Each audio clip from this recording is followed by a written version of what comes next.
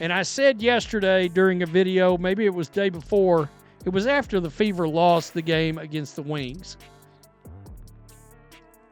And I continue to see it. It is. All right. So let's look at this picture. My boy CDS Sports Podcast, go subscribe. He's on YouTube. He's on Twitter. They're regulating that league. Yeah, sure, there's physicality. It's not like this. And they know it. So let's talk about Sophie's injury. Imagine watching your team's glue player suddenly go down, clutching her knee, and in an instant, everything changes. That's what happened when Sophie Cunningham tore her MCL. But instead of focusing on herself, Sophie shocked fans with her response online. She wasn't bitter. She wasn't angry. She was calm, thankful, and even comforting her fans while facing a year-ending injury. Why would an athlete react like that in such a devastating moment? And what does it reveal about her impact on the Fever and the entire WNBA? Let's break down what really went down. Before we move on, I'd like to ask you a small favor. If you appreciate this content, please take a second to like this video and subscribe to the channel. Over 98% of you watch the videos without subscribing. It costs you nothing, but it makes a huge difference to us. So did you click the subscribe button? Great. Thank you so much. Now back to the video. Fans were bracing for tears, anger, or at least some hint of frustration. After all, Sophie Cunningham had just gone down with a serious knee injury in front of thousands of people. The usual damn suspects, all right, are celebrating this. They're throwing out the MAGA thing. I mean, the whole nine. And guess what? You can imagine who it is. It's members of the old WNBA fandom, the ones that root for Paige Beckers and Angel Reese and Asia Wilson and all. Well, your league's being hurt right now, Kathy Engelbert. I mean, you wanted to grow this league, but your league is being wounded all over again. But when she finally spoke up online, her words weren't what anyone expected. Instead of dwelling on what she lost, she flipped the script completely and put the focus on her community. In a moment that could have been defined by pain, she made it about reassurance. Picture the scene when it happened.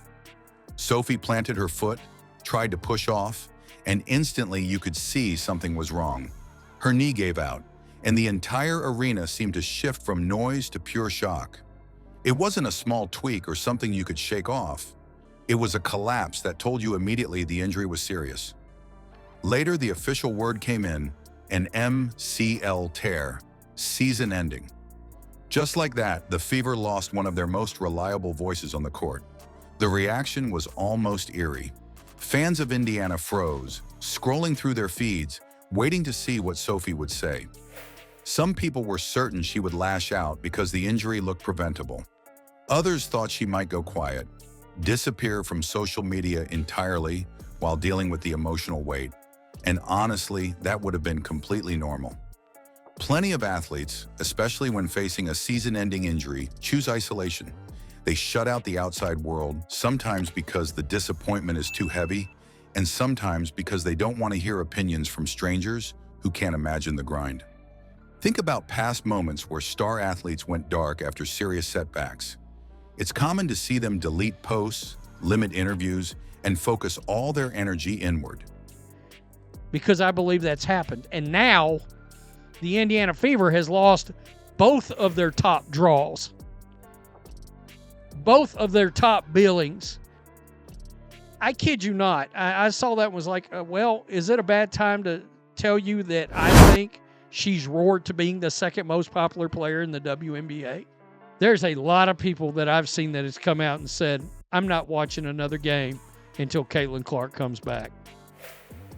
The Fever and in the league doesn't deserve my eyeballs. Others show their frustration in public, letting everyone know how devastated or even angry they are at the situation. So naturally, observers thought Sophie would take one of these paths. Instead, she did something that almost no one was ready for. Her very first posts were filled with gratitude. She thanked those who sent supportive messages. She comforted the fans who were panicking about Indiana's season. And she even addressed critics. making it clear that negativity had no place in this moment. Her tone was steady, her words reassuring, and she focused more on calming everyone else than talking about her own pain. In just a few short lines, she shifted the energy from sorrow to hope. He posted this. This is Bria Hartley right here, grinning from ear to ear with Sophie Cunningham smiling. He sent a clear public signal to his players. We're not doing that because he just said we went way too far and it hurt the league.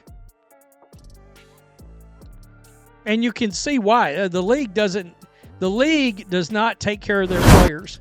And some people will be like, well, this happens in the NBA. No, it doesn't. You could feel the entire community exhale, like maybe this crushing loss wasn't going to define everything.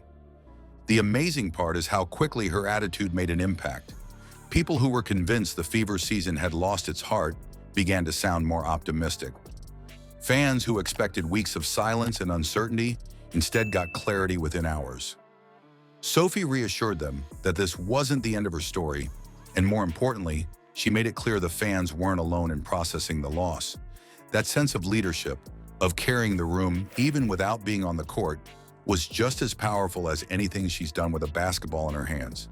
And it goes deeper than a single message. By showing this kind of composure, Sophie reminded everyone why she's often called the glue of Indiana's roster. She doesn't just keep teammates connected during games. She extends that same presence to the fans who rally behind her. Instead of feeding into fear or frustration, she set the standard for resiliency and calm. What's striking is that she managed to turn a personal low into a source of strength for an entire fan base almost immediately. That's not typical, and it forces a bigger conversation about the expectations we put on injured athletes. Should they really have to comfort everyone else while managing their own recovery? Or maybe the better question is whether the league is providing enough accountability when it comes to player safety so stars like Sophie don't find themselves in this position in the first place. And that's where her response carries even more weight, because it wasn't only about this injury, it was a moment that revealed how she holds her team together, how she speaks for her community, and how her grit might spark a larger conversation that the WNBA can't keep pushing aside. Sophie isn't just another player sitting out with an injury. She's showing people how to lead when things fall apart. That's why fans see her not only as an athlete, but as something bigger, a symbol of toughness and calm in chaos. But here's the real question. Is the league doing enough to keep players safer? Fans respect Sophie's strength, but they also want accountability. Even from the sidelines, she's setting the tone for Indiana's locker room and beyond. And while she won't play this year, her voice and presence are already pushing the WNBA to rethink how it protects its stars.